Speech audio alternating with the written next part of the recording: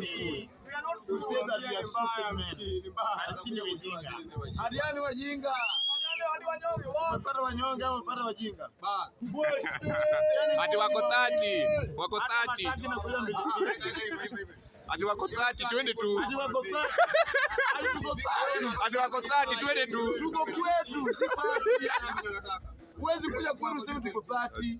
Hey, Dini home. Yani, you're just a warning. Never try to put your legs. We were wrestling with you, and we saw you. Na tulikwambie, na mlikuja na bunduki. Mkakuja na vishindo na nderemo. Hiyo bunduki yenu yote mmepiga nayo nani? Nani? Vijana power. Vijana power. Omaragini okluore, PS ano kaluor. Vijana power. Vijana power. Tuko ndani ya power. Kenye mimi nasema, tuko ndani ya serikali. Na hatutoki ndani ya tutam. Kenye ilikuwa natumiza tuko njaa. Na kijana akiwa njaa anaweza fanya chochote. Koro Dr. PS Raymond akuwai kende wacho nikikachaka timu makosa. Okadhe timo. Togimbe kuergi. Kikibini anja tendwa winjo makateri. Jambo msikilizaji, karibu tena katika chaneli yetu, mahali ambapo tunakuletea habari za siasa za Kenya, matukio muhimu na uchambuzi wa habari zinazozua mjadala nchini. Kabla hatujaanza, tafadhali subscribe kwenye chaneli hii, like video hii na ushare kwa marafiki na familia zako. Leo tunaangazia jina ambalo limeanza kuzungumziwa sana baada ya furugu zilizotokea Jumapili. Jina hilo ni Abdisebo, ambaye katika taarifa na madai yanayosambaa mtandaoni ametajwa kama mtu anayechunguzwa kuhusiana na matukio ya furugu yaliyotokea wakati wa shughuli za Linda Mwananchi huko Mapei. Abdisebo ni nani?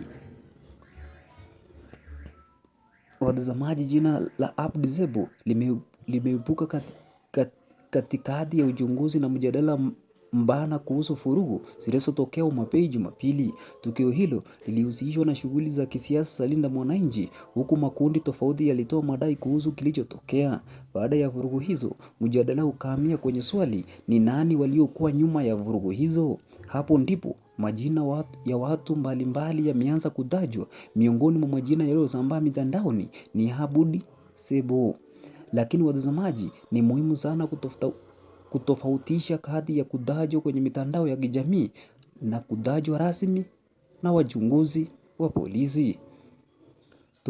Tukio la Jumapili lilizua hisia kali nchini Kenya. Shughuli la Linda Mwananchi huko Mapei ilikuwa imezungumziwa kwa siku kadhaa kabla ya kufanyika. Kulikuwa na hofu kwamba mikutano hiyo inaweza kukumbwa na furugu. Viongozi kutoka pande mbalimbali za kisiasa walitoa madai kuhusu watu waliokuwa wakipanga kuvuruga mikutano. Baada ya tukio hilo, picha na video za vurugu zilisambaa katika mitandao ya kijamii. Baadhi ya waandishi wa habari pia waliripoti kwamba walijeruhiwa wakati wa vurugu hizo. Hali hiyo ikaongeza shinikizo kwa mamlaka kufanya uchunguzi wa kina, na hapa ndipo swali kuhusu Abdisebo linapoingia. Kwa sasa kuna madai yanayosambaa kwamba Abdisebo ni mmoja wa watu wanaochunguzwa kuhusu matukio hayo, lakini neno anachunguzwa linapaswa kueleweka vizuri. Abdisebo ametuacha katika madai yanayohusiana na uchunguzi wa furugu za Mapei. Watazamaji, mojawapo ya madai yanayosambaa mitandaoni ni kwamba Abdisebo anahusishwa na kundi linaloitwa Hammer Boys. Madai haya yanaonekana katika machapisho ya mitandao ya kijamii kuhusu tukio la Mapei.